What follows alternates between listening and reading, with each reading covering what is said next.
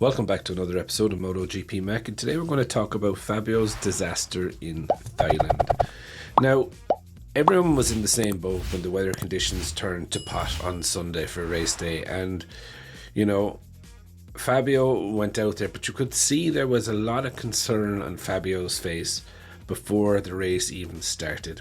It was like he was just not up for it, if I'm very, very honest.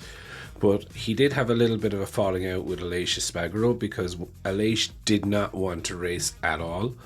And when Aleix was seen speaking with Fabio, Fabio said on his sighting laps he couldn't see at all. And Aleix was like, well, go and tell them that, Now, we did see Caparossi speaking to Fabio, and the race was delayed by a further 10 minutes or 15 minutes after that. But when the race got started, there was, he was pushed wide by Jack, but not intentionally pushed wide.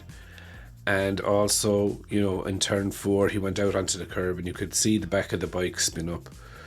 But I thought what was really, really evident was that when the race was over, he came straight into the garage, drove straight into the garage, didn't stop outside the garage, drove into the garage, got off the bike and went into his room and didn't speak to anyone, cancelled all the press briefings after. And is that a sign of mentally weakness or fatigue from the race?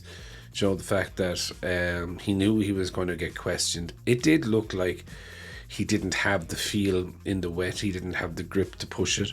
Morbidelli beating him. Crutchlow was ahead of him for a good bit of the race as well. And that's no disrespect to Crutchlow. But, at the end of the day, Crutchlow is a test rider and should not be ahead of any race riders, in my view, with the exception of the rookies, of course. But so it is very worrying, and if the weather does turn bad for the likes of Valencia or something like that, and they don't have a wet setup to where they can feel what's going on with the bike, it could be interesting. Saying that, Phillip Island is coming up next in Australia. I do expect the Yamaha to fly there with Quadraro, not with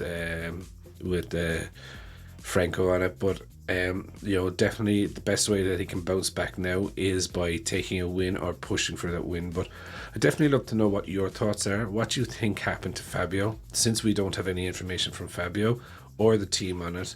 Definitely leave your thoughts in the comments below, and I'll be back again tomorrow with another video.